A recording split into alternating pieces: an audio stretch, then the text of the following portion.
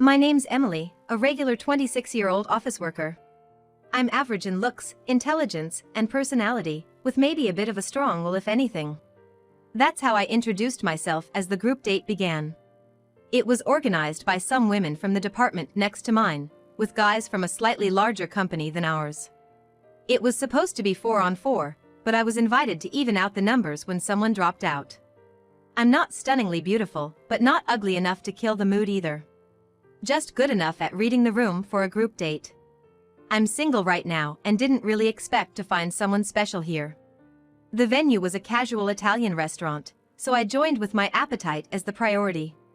As soon as the date started, it was clear that the other 3 women were targeting 2 guys who were tall and somewhat resembled Korean pop stars.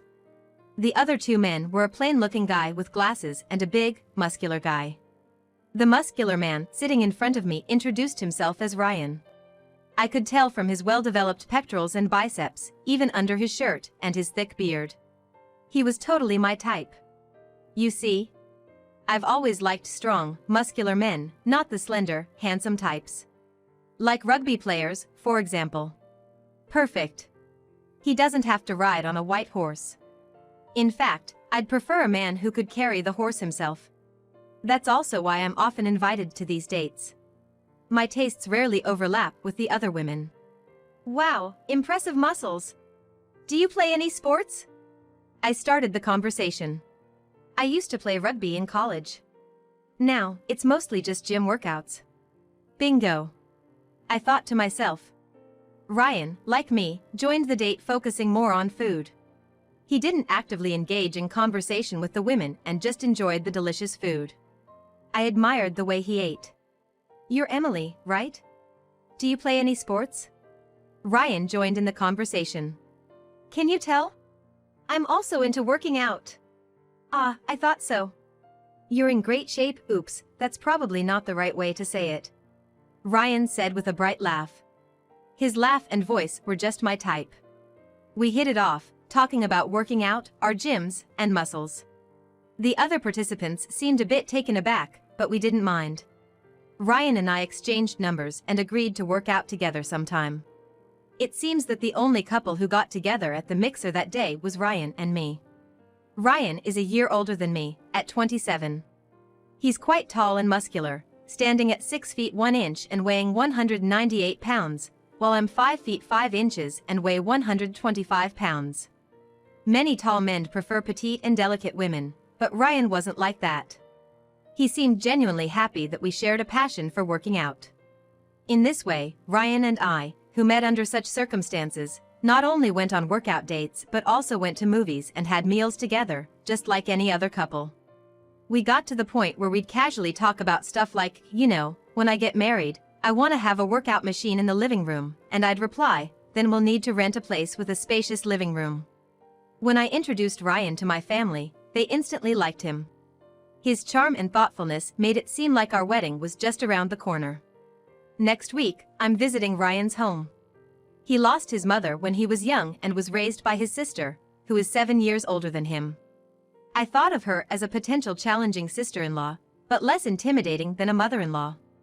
When I arrived, a bit nervous, I was greeted by Ryan's stunningly beautiful sister, Layla. Layla, being 7 years older than me, would be in her mid-30s, but she's so stunningly beautiful that even I, a woman, can't help but be mesmerized by her. She has a softer, more refined version of Ryan's face, about the same height as me, but so slender that I wonder if she has any muscles at all, and her waist-length black hair is gorgeous. Ryan's dad is a sturdy man with thick eyebrows, just like Ryan. Layla entertained us with homemade lavish scattered sushi, but that's when a problem arose. I'm allergic to shellfish. Sorry, Layla. I'm allergic to crabs and shrimps. I won't get a severe reaction unless I eat a lot, but I definitely can't eat the generous amount of shrimps and crabs on top of the sushi. Huh? Didn't I tell you, sis? Ryan knew about my allergy since we've had several dining dates. Nope, I didn't hear about it. Sorry, Emily. It's okay. Ryan, can you take these crabs and shrimps? When I said that, Ryan replied with an enthusiastic "Oh." Gladly, and picked the crabs and shrimps from my dish with chopsticks, transferring them to his own. At that moment, I felt Layla's gaze intensify, but I didn't pay much attention to it. From now on, I'll be more careful. But if you marry Emily, Ryan, you won't be able to eat crab or shrimp anymore. When Layla said that, it dawned on me that I probably wouldn't willingly use ingredients I'm allergic to. Feeling a bit guilty, Layla added as if to rub it in. Such a shame, you love them so much. Huh? Was she blaming me? I was taken aback, but then Ryan said, it's all good, all good. I can eat crab and shrimp when we go out. Heck, I can come here to eat them. His cheerful response was a relief. While I was excusing myself, Layla kept saying things like Ryan has loved crab and shrimp since he was a kid, and as long as I'm here to make them, I'll make a lot for you, which made me realize that I wasn't exactly welcomed. Moreover, as we were leaving and Ryan headed to the front door, Layla followed, saying even after you get married, you're always welcome here, really. Maybe she thought I was taking him away from her. Ryan. I don't think your sister thinks very highly of me. I had no idea you loved crab and shrimp so much. As I said this dejectedly, Ryan comforted me. Well, yeah, I like crab and shrimp, but you don't need to worry about my sister too much. She's a bit overprotective, you know. She's been saying that cooking for me is her life ever since our mom passed away. I wondered if that was just a mild case of overprotectiveness. After all, she had been like a mother to him since they lost their mom, so maybe she was a supercharged version of a mother-in-law. But Layla has this really handsome boyfriend. He's beyond movie star handsome, the kind that makes almost any woman's heart flutter. Not that I find him all that great. Her boyfriend, Hendrik, is 33 and runs a nightclub. Back when Layla used to work, she was dragged to his nightclub by a female colleague. Hendrik fell for Layla and then decided to strike out on his own and become a business owner. Ryan said, Hendrik is totally smitten with Layla. Even Dad, who was initially against it, seems to have come around, saying it's okay because he's not just an employee, but a business owner. We even work out together. He says he wants to put on a moderate amount of muscle. Layla, Hendrik, Ryan, and I have had dinner together before. Once, when I was about to put lemon and sauce on Ryan's fried shrimp, Layla sharply said, Hey! Ryan eats his fried food with soy sauce. Ryan, trying to smooth things over, said, Oh, it's fine. Emily suggested trying lemon and sauce, and it turned out to be tasty. I can go with soy sauce or tartar sauce, but lately, I prefer lemon and sauce. Despite his efforts, Layla seemed displeased. Scenes like this happened more than once. Layla would make a face whenever topics like Ryan enjoying foreign dramas influenced by me or his changing taste in clothes came up. Then there were some slightly odd occurrences. Whenever we had a meal at Ryan's house, I often ended up with allergic hives. Of course, since that incident, I've never visibly seen crab or shrimp in the dishes. However, if the dishes contained crushed or mixed crab or shrimp extracts, I wouldn't notice. Thinking this couldn't be a coincidence, I offered to help with the cooking, given that I'm more than just a guest, but Layla stubbornly refused. Then, Emily, you can help with the dishes, she said, but she hovered so close that I couldn't check anything. So, casually, I mentioned, I got hives again after dining here the other day, to which she replied, That's strange. I didn't use any crab or shrimp. Emily, do you have other allergies? Her tone almost made it sound like it was my fault. Furthermore, she said, with so many allergies, it'll be tough cooking for Ryan if you live together. I'm worried about him, focusing entirely on Ryan's needs, not mine. For the record, I don't have any other allergies. I've had tests done. Even when I told her this, Layla wouldn't believe me. I realized then that it wasn't about me being unsuitable or disliked, it was that Layla didn't want Ryan to drift away from her. But Layla is 35 years old. She can't stay overprotective forever. Luckily, she has Hendrik, who is head over heels for her. Maybe he could help sort things out. Hey, aren't Layla and Hendrik getting married? I thought they'd be first in line, I asked Ryan. You'd think so, right? I've said that many times, but she claims she can't think about it until I'm married and settled, he replied. Ryan said that, but it seemed like Layla herself was the one hindering their marriage. Then, an incident happened. We were dining out, the four of us, invited by Layla and Hendrik. When Ryan got up to go to the bathroom, Layla followed shortly after, saying, "I'll be right back." Soon, she returned, being almost carried by Ryan. "I'm sorry, I feel a bit unwell," she said, holding a handkerchief to her mouth and looking pained. Hendrik stood up, offering, "Are you okay? I'll take you home," but Layla declined, saying, "No, it's fine. We ordered a set menu, so you two will enjoy it.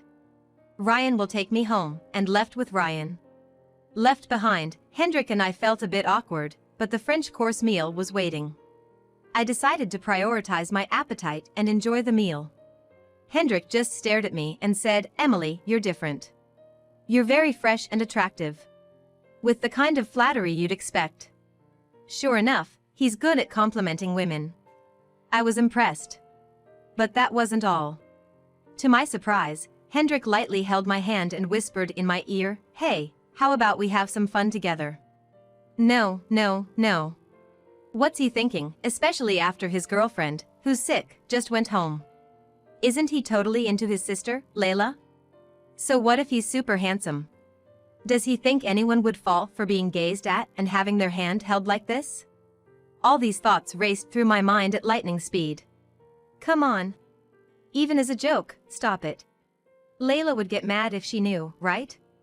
I tried to brush it off, but Hendrik's response was unexpected. He gave a meaningful smile and said, "She won't get mad. I have zero interest in handsome men, just so you know." I made my rejection clear. Hendrik then said, "I see. That's interesting, Emily," and laughed, not seeming offended at all. I shook off Hendrik's offer to take me home and quickly headed to the station to call Ryan. I really wanted to see Ryan. "What's up? Why call me out here?" I called Ryan to a karaoke box near the station. It was the only place I could think of where we could be alone. "Sorry." "Oh, how's Layla feeling?" To be honest, I wasn't really worried. She perked right up as soon as she got home. Such a drama queen. We missed out on eating that rare French meal. As Ryan sighed, I dropped a bombshell. "I got asked out by Hendrik after you left." Ryan's face turned serious as he said, "What? Why?" "But Hendrik is so into Layla." "Right. So I told him Layla would get mad, but he said she wouldn't." "What does that mean?" "No way. But then again," Ryan murmured, trying to recall something. What he told me next was unbelievable. He dated several women, but they all dumped him after meeting Layla. They all said they found someone else. "I've seen those ex-girlfriends walking arm in arm with a guy who looks a lot like Hendrik. I thought it was just someone who looked similar." I was horrified. Was Hendrik being asked by Layla to break up Ryan's relationships by seducing his girlfriends? This was no laughing matter. I never mentioned it to Ryan, but I told him clearly now. After eating Layla's cooking, I often got hives. Despite not being allergic to anything but shellfish. "I get Layla not wanting to let go of you, Ryan, but this isn't good for any of us." "Yeah, you're right. Sorry, Emily, for dragging you into this mess. I can't believe Layla would go that far." Ryan seemed really shaken, but my future was at stake too. "If you choose Layla, I won't see you anymore," I said firmly. Ryan also spoke decisively. "I choose you, Emily. Let's deal with Layla together. If I leave that house, she can't do anything more."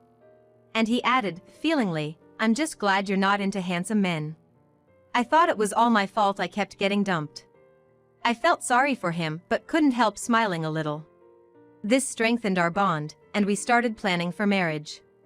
After that day, I stopped visiting Ryan's house. I was making smooth progress with the wedding preparations, but it's not like I wasn't nervous. Just a quick search online and you'll find tons of horror stories about things going wrong at weddings and receptions. It's unlikely, but better safe than sorry. I asked the planner, "Do problems often happen on the wedding day?" And she quickly picked up on my anxiety, asking, "Is there something you're worried about?" So, I was able to open up and discuss my concerns. Finally, the day of the wedding arrived. Hoping that everything would go smoothly, I entered the dressing room only to be met with a shocking sight. There was Ryan's sister, tearing a wedding dress to shreds with a large cutter knife. Trampled accessories lay scattered at her feet. I had anticipated some interference, like spilling water or coffee on the dress. But cutting it with a cutter? I hadn't expected that. It's all ruined now, she said with a smile on her beautiful face. But you do know that's all rented, right? Of course, it is. Unless you're incredibly wealthy, you don't custom make wedding dresses. Her beautiful smile twisted slightly. What? But you can't have a wedding without a dress. Well, I anticipated something like this and had reserved 2 dresses. I preferred the other dress, but it can't be helped, I said as calmly as I could. Then Ryan knocked and entered the dressing room. He grasped the situation immediately and stammered, "Sister, what have you done?" The planner with us said, "Those dresses and accessories belong to our venue. Should I report this as property damage? I'll pay for everything. I don't want to make a criminal out of a family member on my wedding day," Ryan said. Hearing the word criminal from Ryan's mouth, his sister finally seemed to grasp the situation, screaming, "Criminal? I'm just opposed to this marriage. Layla. Unfortunately, we're already legally married. Even if we cancel today's ceremony, we are still husband and wife." Hearing this, his sister froze, then collapsed, muttering, "No. I didn't know, it can't be." Ryan then added, "Please, sister. Don't make me hate you more than I already do." At his words, she broke down, crying loudly like a child. Ryan. While his sister continued crying, Ryan escorted her out of the room, and I hurriedly finished my makeup and put on the spare dress. By then, my family and Ryan's father had arrived at the venue. Hendrik also showed up, saying, "Ah, she really did it." I wondered why he hadn't stopped her if he saw it coming, but then again, he was part of the scheme, so of course, he wouldn't. Well, nobody could have stopped her anyway. After handing over Layla, who kept crying, to Hendrik, Ryan and I explained the situation to our parents. Everyone was a bit panicked, but since we were calm, we all agreed, let's just get through today's wedding and reception. Throughout the wedding, his sister continued to cry, and during the reception, she kept a handkerchief to her eyes. To those unaware of the situation, it seemed like she was just sad about her brother getting married. After the wedding and reception went off without a hitch, Ryan and I stayed overnight at a hotel in New York and then left for our honeymoon. A week-long trip to Italy. Planning to eat our way through it. For Layla, Ryan's words, "Please don't make me dislike you any more than this," must have been the greatest punishment of all. 3 months later, Hendrik showed up at our new home, holding a large bouquet of flowers. Ryan hadn't been home since moving out. He hadn't met his sister since then. She had called occasionally, but he coldly dismissed her. Still, Ryan seemed concerned and asked Hendrik about his sister-in-law's condition, to which he received an unexpected reply. "Yeah, I've been thinking about breaking up." What? Hendrik was so deeply in love that he did such a thing at her request? As I was surprised, he said, "She's become like an empty shell since then. She's not the girl I fell for anymore." I loved how she was so passionate and tried hard for Ryan. It was a somewhat understandable yet confusing reason. But I wanted Hendrik to stay by her side. If he didn't, who knows when she might cause us trouble again. "So, why don't you get married and have kids? If a boy who looks like Ryan is born, she'll probably get obsessed and try hard again." I admit, I can be quite a nasty woman. Totally calculating. But I absolutely want to protect my current life. Because right now, I'm pregnant, and if the child born resembles Ryan, I can't shake off this anxiety. Hendrik, surprisingly upbeat, responded to my rash suggestion, "Oh. I hadn't thought of that. I've never considered marriage before, but I'll think about it. Thanks." And just like that, a month later, they registered their marriage. His enthusiasm and decisiveness are extraordinary. The boy who came to Ryan and me looked just like me. Maybe Layla won't pay him any mind, I thought. I never liked kids much, but my own child is exceptionally cute. Now I can somewhat understand why his sister was so fixated on Ryan. "Emily, don't become like my sister," Ryan said with a slightly sad and complex expression. As for his sister and her husband, they quickly got pregnant and had a baby as planned. The baby, born to a stunningly beautiful couple, Hendrik and Layla, wasn't a boy resembling Ryan but a precious little girl. Unexpectedly, it was Hendrik who became utterly smitten with his daughter. He sends us pictures of her, growing cuter by the day, without us asking. Their little angel, who just turned 1, is becoming more adorable. In contrast, our mischievous 2-year-old son is like a little monster, but that's what makes him so lovable. Hendrik often says things like, "I'm never letting her get married. If she gets a boyfriend, I'll do whatever it takes to drive him away." In a way, they're a couple cut from the same cloth. So, it seems like they constantly argue about their daughter, but frankly, it's none of my business. I do wonder why all the photos he sends are only of his daughter and not a family portrait, but again, that's not my concern. Because in 2 months, I'm due to give birth. Twins. And with a mischievous little monster already taking up so much of my time, I can't afford to worry about other families. We rented a spacious living room and installed a training machine, but now Ryan's the only one using it. I plan to use it to get rid of my post-pregnancy weight, but I often find it covered with laundry. Running around with kids requires strength and stamina. I'm glad I've been working out. If we have more kids, it might be dangerous. We should put away the machine and go to the gym together. But hey, even without the machine, we can still work out, said Ryan, doing squats while carrying our son on his back. I love Ryan for saying things like that. So I'm pretty sure I won't become like his sister. I want our children to experience the happiness of living with a wonderful partner, just like me.